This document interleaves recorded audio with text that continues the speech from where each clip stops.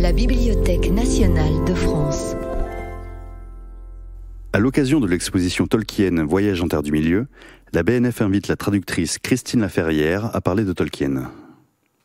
Merci avant tout à la Bibliothèque nationale de France pour sa confiance et à tous pour votre patience et votre écoute, parce qu'en vérité, comme vous le savez peut-être, je ne suis pas universitaire, je ne suis pas non plus spécialiste de Tolkien, et pour cause, le temps que je traduise Tolkien, je n'ai pas celui de lire ou de relire Le Seigneur des Anneaux. Donc ça, en fait, c'est à titre d'ancienne angliciste médiéviste que j'ai été amenée à traduire 4 ouvrages de Tolkien jusqu'à présent. Et une chose que j'aimerais dire aussi qui me paraît extrêmement importante vu ma position aujourd'hui, c'est de rappeler que là où l'existence des livres ne dépend d'aucune activité clandestine, les traducteurs et les auteurs n'auraient absolument aucun statut sans des éditeurs dignes de ce nom. Donc c'est pourquoi je suis très heureuse de pouvoir exprimer ici mes plus vifs remerciements aux éditions Bourgois, c'est-à-dire à Madame Dominique Bourgois et à feu Monsieur Christian Bourgois. De même, je remercie chaleureusement Vincent Ferré, qui est le directeur de collection Tolkien chez Christian Bourgois, et dont on ne rappellera jamais assez combien on lui doit, pour ce qui est de la réalisation notamment de l'exposition en cours actuellement à la BNF. Alors, vous voyez qu'un traducteur n'est pas seul, même s'il travaille seul, et j'aimerais signaler d'emblée, rappeler pour ceux qui pourraient encore faire semblant d'ignorer, que lorsqu'il y a Tolkien, il y a Vincent Ferré. Donc j'ai bénéficié de son aile protectrice en quelque sorte, puisqu'il a eu toujours la patience de superviser les traductions et d'harmoniser, le cas échéant, tout ce qu'il fallait pour obtenir une cohérence maximale et irréprochable de l'œuvre publiée de Tolkien en français. Voilà. Alors je suis invitée ici à titre de traductrice. Je ne peux pas m'abstenir naturellement d'évoquer d'emblée la spécificité de la position du traducteur de littérature, puisque le traducteur, contrairement à l'auteur, n'œuvre pas pour lui-même.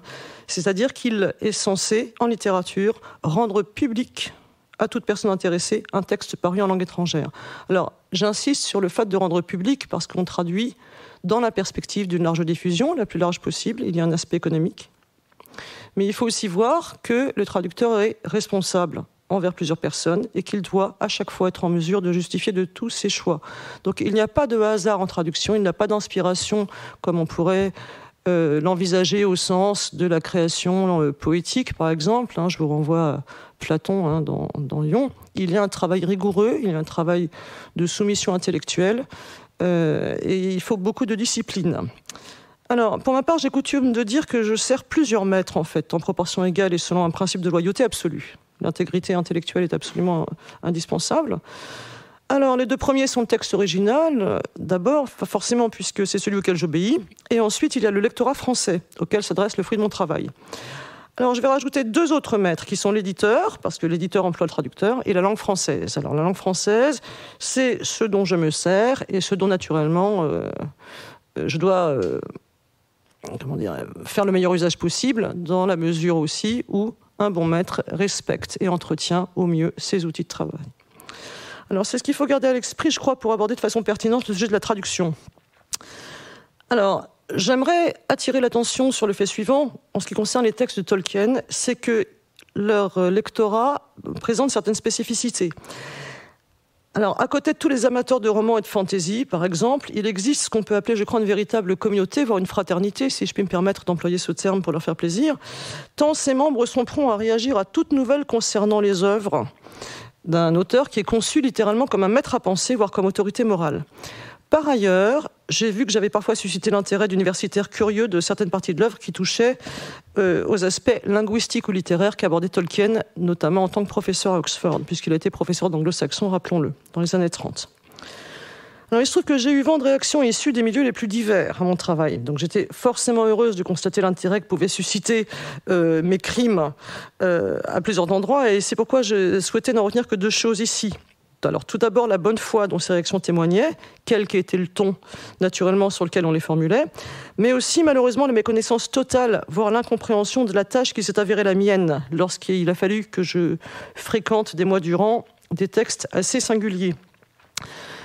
Donc, c'est en tenant compte, en fait, de ces réactions que je vais parler ici, puisque le respect évoqué précédemment envers 4 entités va me permettre de remettre les choses un peu à leur place et faute de temps, je n'aborderai que 3 de mes traductions sur 4. Alors, je vais commencer par ordre chronologique. Donc j'ai publié en 2006, les éditions Bourgois, publié en 2006, Les Monstres et les Critiques, qui était un recueil d'essais et de conférences donc sur la langue et la littérature médiévale anglaise. Alors ce recueil est paru en 1983 en Angleterre, ce qui est une date extrêmement tardive quand on sait que les premières conférences ont été données avant la Seconde Guerre mondiale.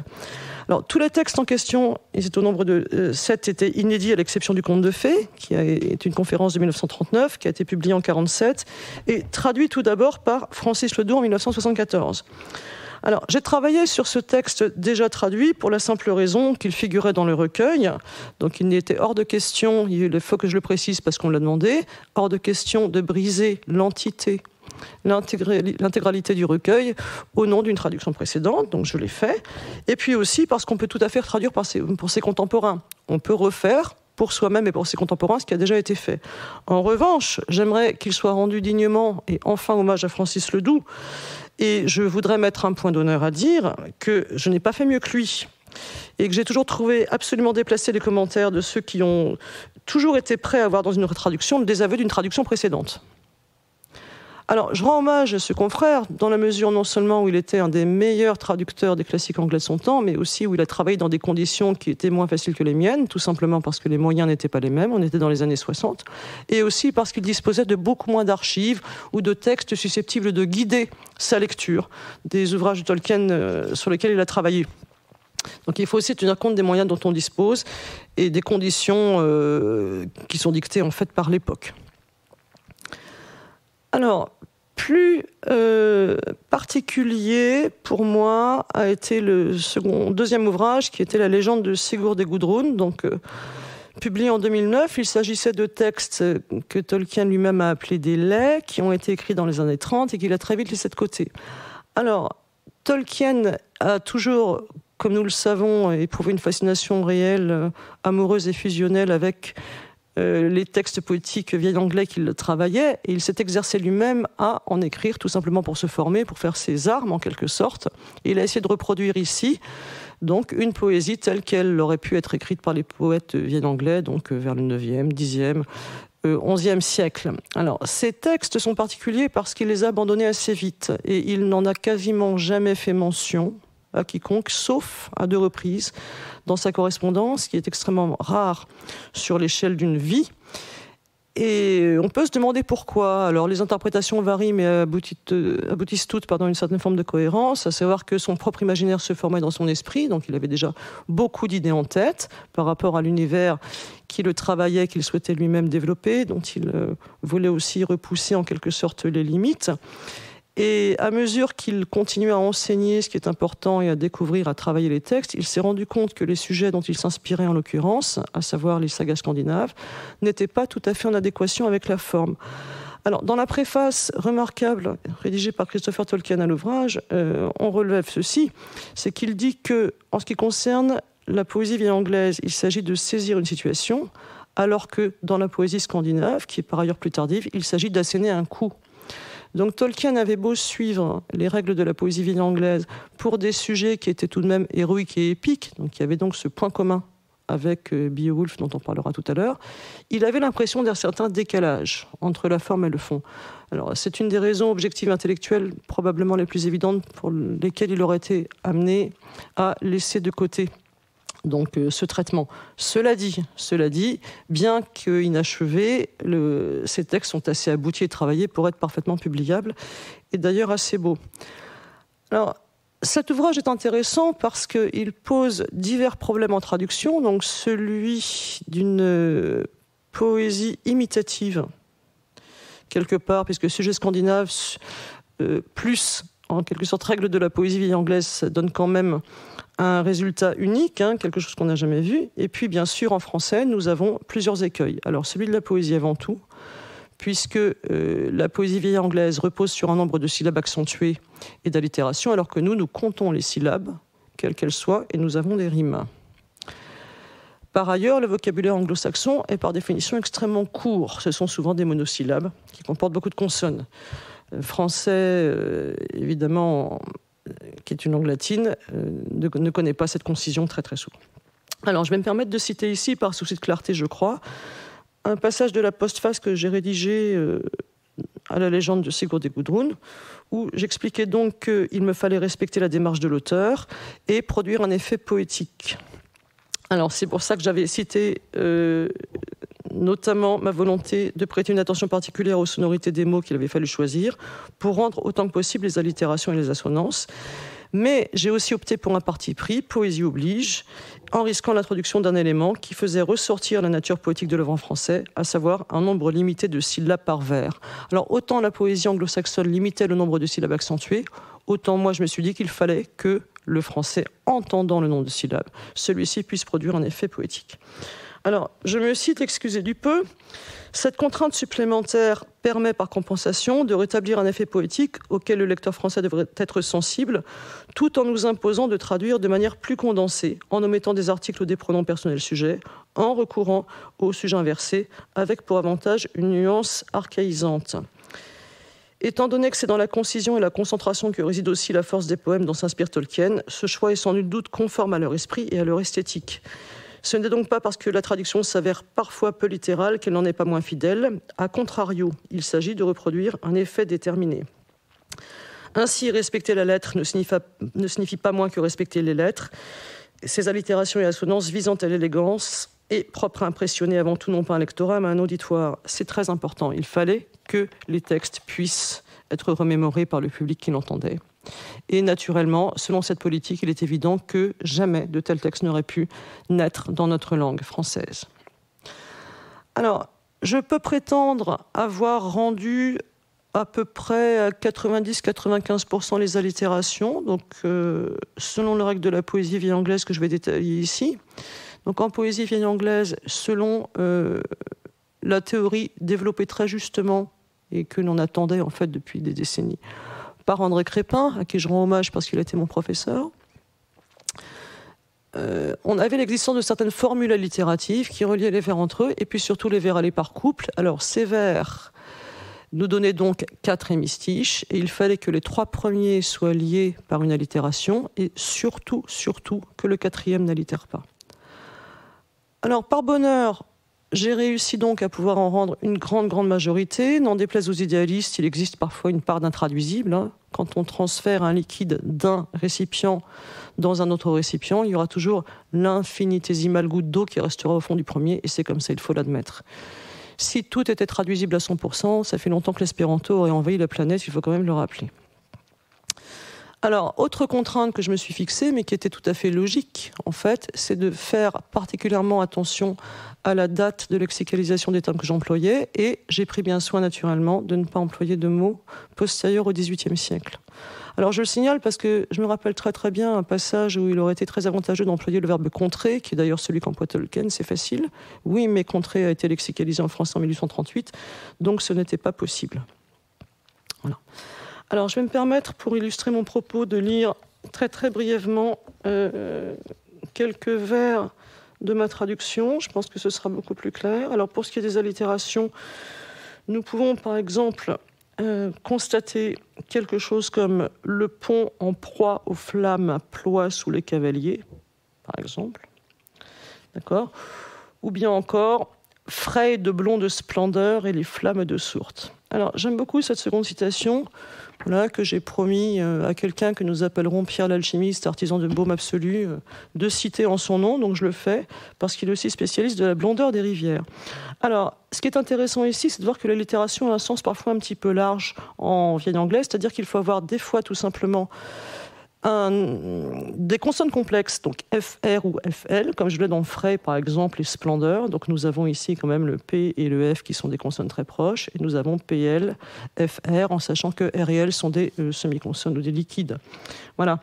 Alors, je le dis aussi pourquoi ? Parce qu'il y a toujours cet éclatant mystère autour du mot faire, qui n'est pas si mystérieux que ça, mais il faut savoir qu'en anglais, il désigne à la fois ce qui est beau, ce qui est juste et ce qui est blond.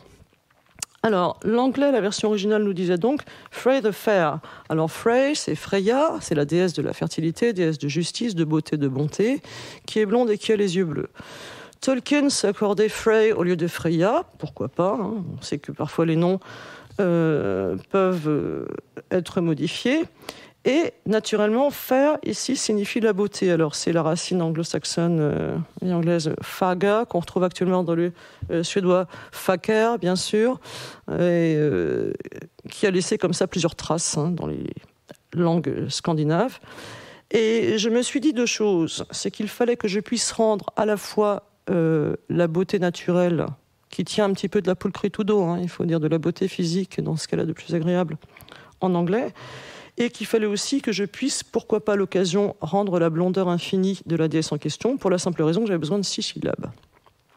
Alors c'est comme ça que j'ai abouti, pour faire une allitération aussi belle que possible, à deux blonds, deux splendeurs, voilà, qui nous donne quand même 5 syllabes sur 6, là où l'anglais n'en a que 2, dont une inaccentuée. Alors c'est une bonne chose quand on sait néanmoins que le sens de blond pour faire est apparu après la conquête normande, en fonction de critères esthétiques certains. Et je crois que ce n'est pas une trahison du texte d'origine, puisque même si l'accent mis sur la beauté est évident, après tout, je ne commets aucun contresens en rajoutant un détail qui était inclus, puisque la beauté scandinave est blonde. Et je crois que cela peut rendre aussi justice un petit peu au texte pour les contemporains de Tolkien et les miens d'ailleurs, puisque fair est un terme connu par les Français qui connaissent l'anglais, dans la mesure où, naturellement, ça désigne très souvent la couleur des cheveux. Alors, voilà le maximum de développement que j'ai pu m'autoriser dans la fidélité à la lettre d'origine et puis au texte tout court. Je tiens à signaler, ou plutôt à rappeler, que la légende de Sigurd et Gudrun est parue en version bilingue. Donc, au moins, le lecteur peut se faire une idée de l'étroitesse du corset qui a été le mien pendant tout le temps où j'ai travaillé.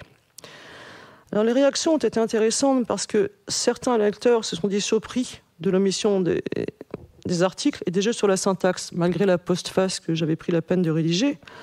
Alors, cela dit, je ne vais peut-être pas trop m'attarder non plus sur le fait que le style même des remarques indique que ces lecteurs n'avaient peut-être pas beaucoup d'expérience de la fréquentation des textes poétiques, mais qu'importe. Je ne suis pas là pour dire qu'il faut avoir une certaine érudition pour pouvoir jouir de la lecture de Tolkien, mais je crois qu'il faut préciser que quand il s'agit de poésie, et surtout d'une poésie reconstituée selon des modèles archaïques anciens que nous, en français, n'avons jamais connus, il faudrait peut-être se donner la peine d'aller au-delà de l'acte de déchiffrage et de s'engager plus activement dans celui de la lecture. Il faut laisser l'atmosphère s'installer, c'est clair. La syntaxe qui n'est pas tout à fait celle de la langue parlée, c'est le moins qu'on puisse dire, et les inversions ou omissions et autres, sont des choses auxquelles nous pouvons parfaitement nous habituer au départ, qui ont parfois été pratiquées naturellement dans la poésie française du haut ou du bas Moyen-Âge, et il faut s'en laisser imprégner, il faut laisser l'atmosphère s'installer tranquillement.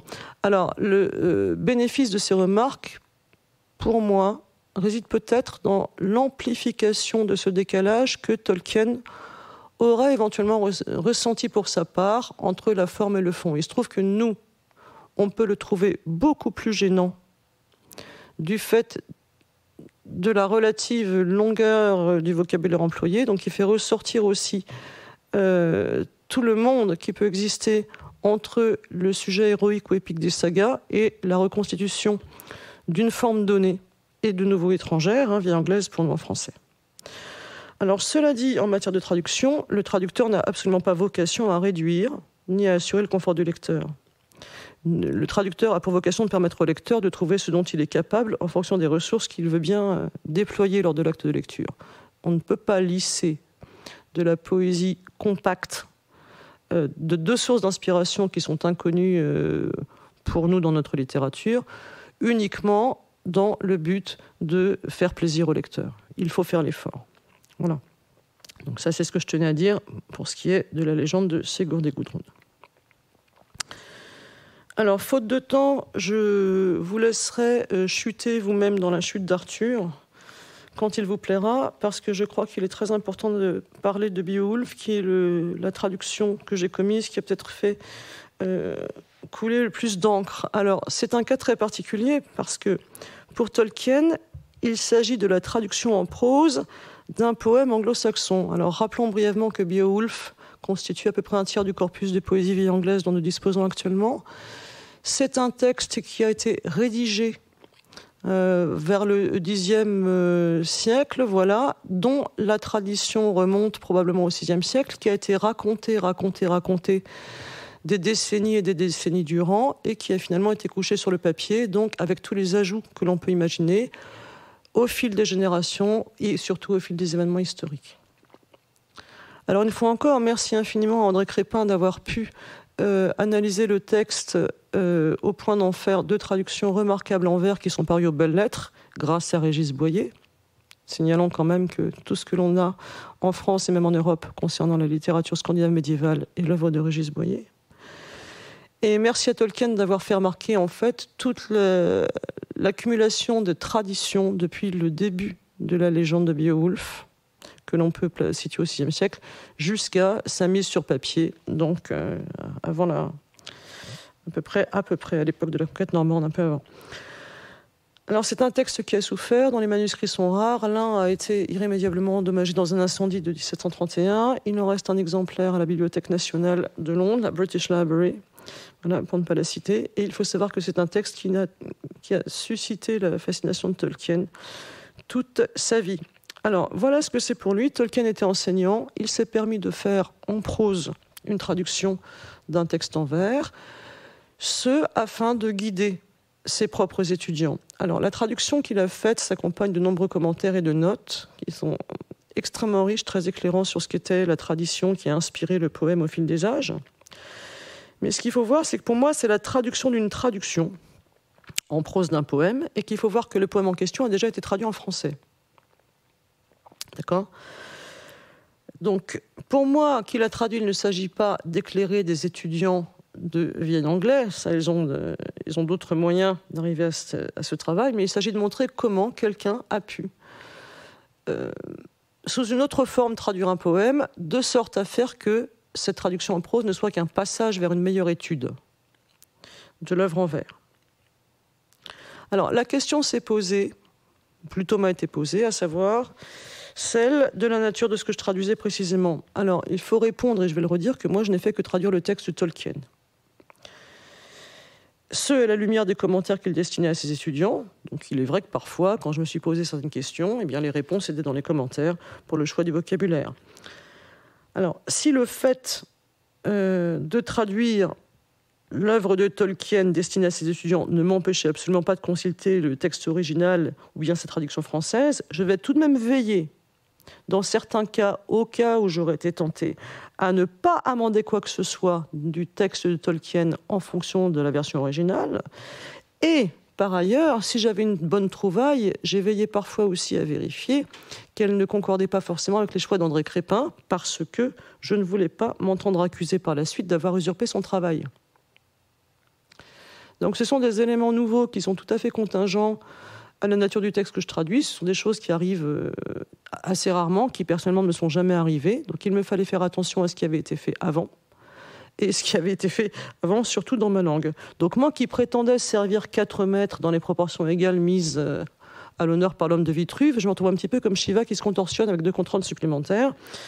Et c'était un petit peu compliqué.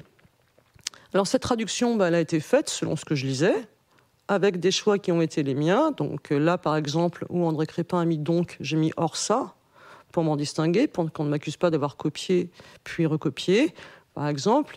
Là où Tolkien a répété le fameux then, qui est le da vieil anglais, eh ben, j'ai mis l'or, l'or, l'or. Alors tant pis pour ceux qui préfèrent alors. Moi, je faisais du cours en fonction de la tradition vieille anglaise. Et le vocabulaire que j'ai employé par ailleurs a fait l'objet de critiques sur lesquelles j'ai vraiment plaisir à m'appuyer parce qu'elles mettent en lumière des points tout à fait essentiels sur la nature de mon travail et surtout sur la spécificité du texte original. Alors, cela pour dire que beaucoup de personnes ont cru relever des contresens, là où en fait, je n'ai fait qu'être rigoureuse. Donc c'est intéressant de le constater, voir aussi un petit peu comment est perçu le travail de la part de gens qui ne le connaissent pas. Alors j'ai donc relevé plusieurs exemples afin de montrer les différents problèmes, et donc j'ai fait ce que je ne souhaitais pas trop faire, c'est-à-dire vérifier systématiquement en vieil anglais et dans le travail d'André Crépin ce qu'il en était.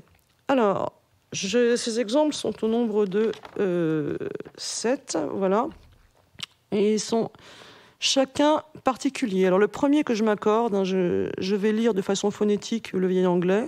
Ce sera plus simple que de prétendre adopter un accent qui ne m'est pas forcément familier. Donc Léo de Gellaston. Alors, Léo II, on reconnaît bien sûr la racine qui a donné Leute, les gens, ou bien Ljudi en russe, hein, c'est le peuple au départ, et Geleisten, ce sont des compagnons sûrs ou des compagnons chers. Bon, alors, il s'agit donc de gens qui sont là, hein, qui se tiennent à côté. Les compagnons sûrs correspondent à la traduction d'André Crépin, et Tolkien a mis Loyal Knights of his table.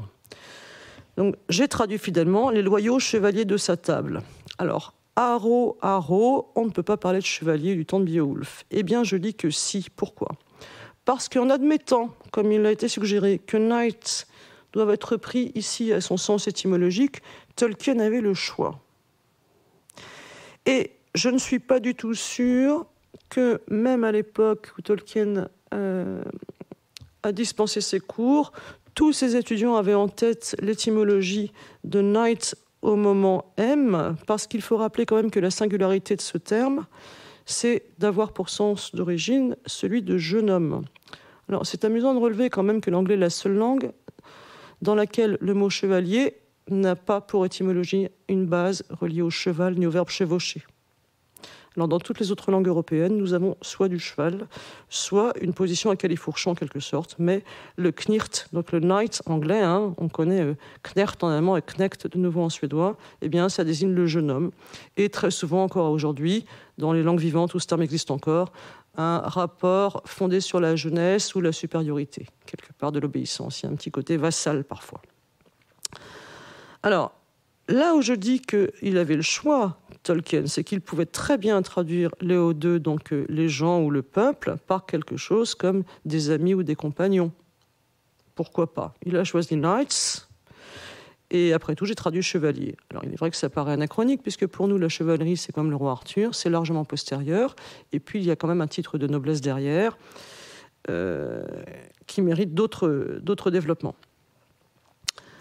Alors, mon deuxième exemple concerne les festivités qui ont lieu après l'exploit de Beowulf, et le vieil anglais nous dit Swotol Sangscopus. Donc il parle du chant clair de l'Aède, selon André Crépin, et Tolkien nous donne The Clear Singing of the Minstrel. Alors, il m'a été reproché d'employer le terme de ménestrel.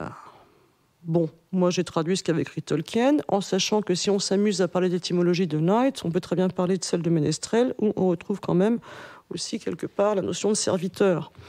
Alors, André Crépin a choisi Aède, pourquoi ? Parce que, en dehors de la référence naturellement aux Aèdes de l'Antiquité grecque, puisque Aède ça vient quand même de Ado, hein, je chante en grec ancien, l'Aède est celui qui récite en public des vers de nature poétique, héroïque, je vous fais mes excuses, ou épique. Donc c'est en cela, l'Aède est intéressant.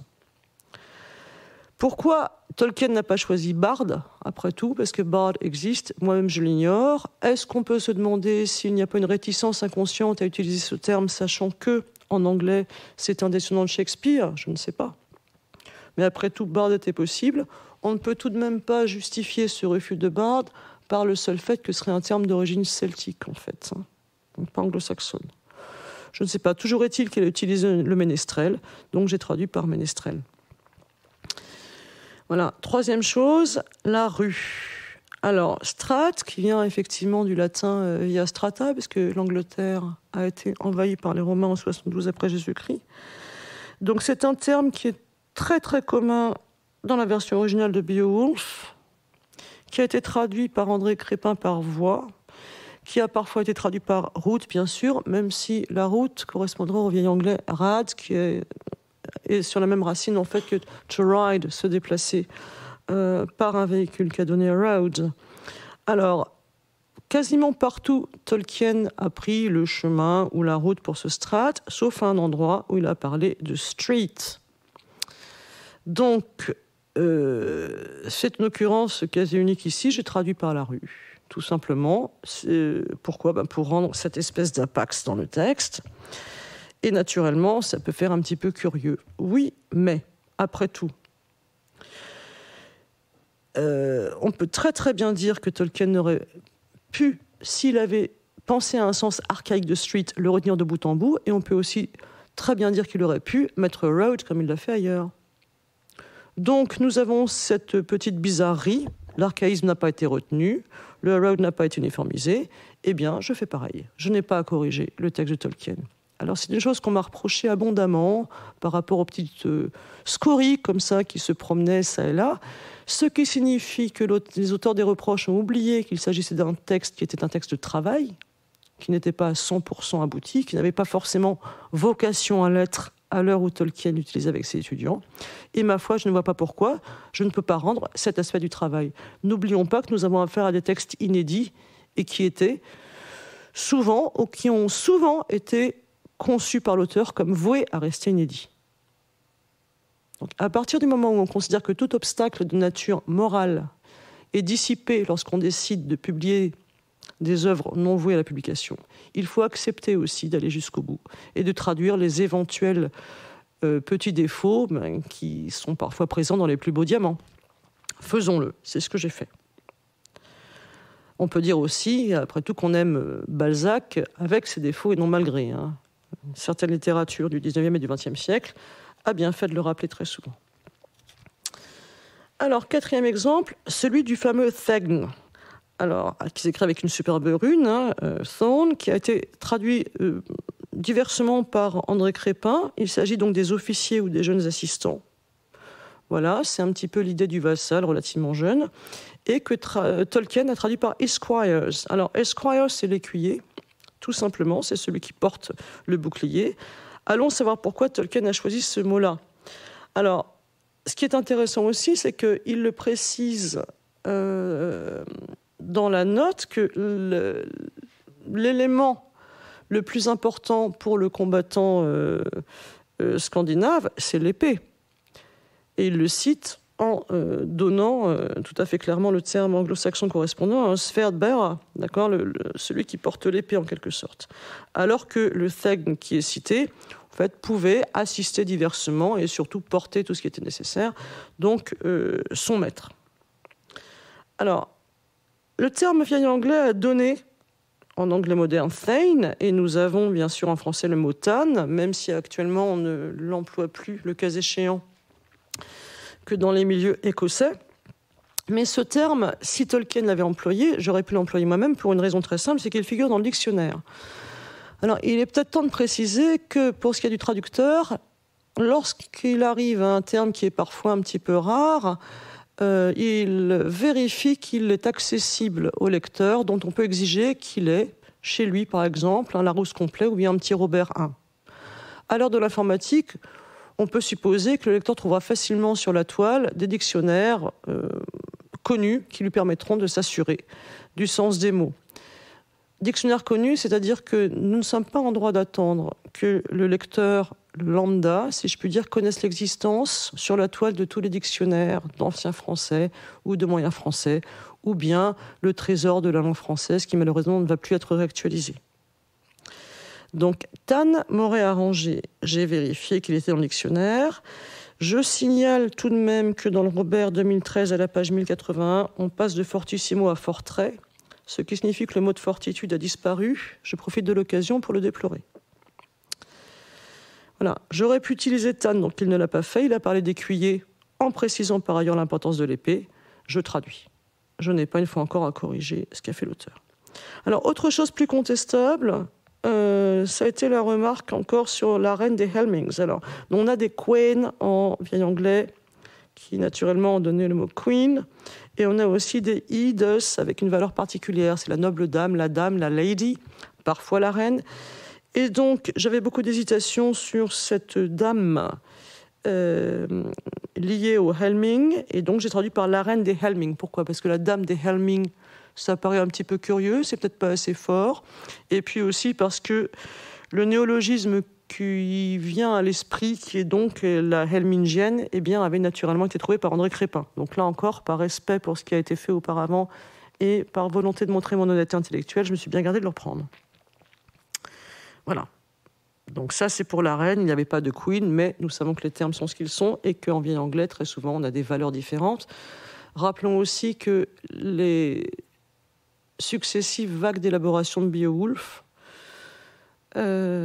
élargissent le champ des possibilités de connotation de certains termes au fil des siècles. Alors, tout à l'heure, j'ai signalé le fameux then. de Tolkien, donc le Da vieil anglais. J'ai répété. Je n'avais pas de raison de ne pas respecter cette répétition, puisqu'elle est beaucoup plus rigide chez Tolkien que dans le texte original. Chez Tolkien, ce then apparaît toujours en première position, alors que dans Beowulf, il est souvent, selon les nécessités de la versification, en première ou en deuxième position. Alors enfin, le joyau du commentaire négatif dont j'ai fait l'objet était assez drôle. Il s'agit en fait du terme vieil anglais fath qui a donné l'anglais moderne feud. Donc c'est le droit de vengeance légale, c'est ça qui est très important. Hein. L'équivalent de vendetta n'est apparu que bien plus tard. On sait que la vendetta n'a de l'égalité que la bienveillance de la famille. Donc il se trouve que ce terme est introduit dans une note, telle qu'elle en vieil anglais, et qu'il est commenté abondamment. En fait, on s'est demandé pourquoi je l'avais conservé au lieu de le remplacer par l'équivalent français qui est la Fed. Alors la Fed, que vous ne trouverez pas dans les dictionnaires ordinaires, donc qui a rejoint le clan de Fortitude, la Fed désigne exactement ce droit de vengeance légale. Mais plus personne n'en connaît l'existence, et il se trouve que si je l'introduisais, je rajoutais un élément donc inconnu dans des notes faites pour expliciter. Autrement dit, je faisais exactement l'inverse de la démarche intellectuelle de l'auteur. Donc j'ai préféré conserver ce terme en vieil anglais. Je l'ai précédé comme l'usage français le veut d'un article. L'usage français imposant un article neutre ou masculin pour des termes qui vont rester non traduits, je l'ai fait et naturellement, il était hors de question que je respecte le genre d'origine dans ce cas, qui était féminin en vieil anglais, puisque le vieil anglais a connu des genres. Donc, je n'aurais pas pu, de toute façon, vu le contexte du paragraphe de la note, justifier le choix du féminin devant le terme vieil anglais. Ça n'aurait avancé à rien, peut-être même, ça aurait attiré inutilement l'attention du lecteur, donc j'ai conservé. Donc, si l'on considère que le texte doit être accessible et qu'on renonce à utiliser un mot rare quand le terme l'anglais est librement explicité, on peut considérer qu'il s'agit de réitérer ici en français la démarche de l'auteur envers ses étudiants. C'est ce que j'ai tenté de faire. Si on considère que le traducteur peut s'octroyer la liberté de modifier le texte pour choisir un équivalent français qui heurte et qui est difficile à élucider vu l'état des dictionnaires actuellement, on fait exactement ce pourquoi le texte lui-même qu'on traduit a été conçu. Donc, il faut bien faire attention à ne pas rajouter d'écueils qui seraient contraires à la démarche intellectuelle de l'auteur, qui était quand même d'offrir au plus grand nombre d'étudiants possible et éventuellement plus tard à un public large, de quoi lire un texte spécialisé sans s'interrompre. Alors, si je reprends un petit peu les termes que j'ai cités, Tolkien nous donne du chevalier, nous donne du ménestrel, nous donne de l'écuyer là où nous avons des porteurs d'épée, et nous donne une rue qu'il a oublié de transformer en route. Donc, il faut voir quand même que moi, j'ai respecté le texte original dans ce qu'il peut avoir de surprenant, et qu'on peut se dire, si jamais Tolkien avait des motivations, eh bien, qu'elles lui appartiennent. On ne va pas s'amuser à faire la psychanalyse de l'auteur, pas plus qu'à opter foncièrement pour le formalisme russe. Moi, je pense la chose suivante, en tout cas, je me dis tout simplement qu'après tout, l'écuyer n'a aucune importance, puisque la fonction des assistants, si je puis dire, des chevaliers est largement explicitée. Qu'importe le chevalier, après tout, puisqu'on connaît sa fonction, d'accord ? Qu'importe le ménestrel, après tout, puisqu'on sait exactement ce qu'il fait. Et on peut croire, en fait, que tout cela aide, plus ou moins, à marquer d'une atmosphère plus médiévale encore le texte et à le distancier par rapport à notre époque. Donc, c'est à croire, en fait, que Tolkien accomplit ce que, dans Le Monstre et les Critiques, il a démontré que le poète accomplissait lui-même, c'est-à-dire ajouter des éléments au fur et à mesure, de même que le poète de Beowulf emprunte tout un univers païen de son monde chrétien. Donc dans ce cas, on ne peut pas considérer qu'il y ait vraiment d'anachronisme ni de bizarrerie dans les termes employés par Tolkien, mais je crois surtout qu'il faut remercier Christopher Tolkien d'avoir pris la peine d'éditer, comme il l'a fait, les commentaires qui allaient avec la traduction de son père, puisque c'est comme ça que l'ouvrage qu'il a fait paraître a obtenu toute sa cohérence et justifie en soi, si besoin était, combien en fait il aurait été malheureux de s'arroger le droit de corriger la traduction de Beowulf faite par Tolkien à la lueur des poèmes vieil anglais lui-même. Voilà. Donc, ce que l'on peut retenir, c'est qu'il a déployé son imaginaire dans la contrainte linguistique. donc qui apparaît dans le deuxième texte que j'ai traduit, il s'est agi de faire de l'imitation poétique, et qu'il a profité d'une traduction en prose, en fait, pour faire valoir la poésie qu'il allait davantage expliciter. Donc, voilà ce que je peux dire rapidement donc, des principales difficultés, des principales richesses du travail face auquel j'ai été confronté en quelque sorte, en vertu de contraintes multiples. Et donc j'espère avoir su fournir un aperçu des divers aspects de ma mission, et surtout satisfait quand même aux attentes de ceux qui ont eu envie d'en savoir plus en me lisant. Peut-être aussi ai-je pu apaiser les esprits qui ont perçu en fait des faiblesses dans mon travail, là où il n'y avait qu'un effort de rigueur. La rigueur m'est chère. En même temps, je ne vais blâmer personne de ne pas être traducteur. Après tout, seuls les traducteurs sont en mesure de juger vraiment une traduction. Voilà. Donc, ce pour vous dire, non sans vous remercier une dernière fois de votre invitation, que je n'irai jamais changer d'un iota les traductions que j'ai commises. Mais j'ajoute néanmoins, en me retirant sur la pointe des pieds, que je ne m'adresse qu'à des gens capables de m'entendre. Et ceux-là me liront sans danger. Vous venez d'écouter un podcast de la Bibliothèque nationale de France. Retrouvez les conférences, rencontres et créations de la BNF sur toutes les plateformes de podcast, ainsi que sur le site bnf.fr.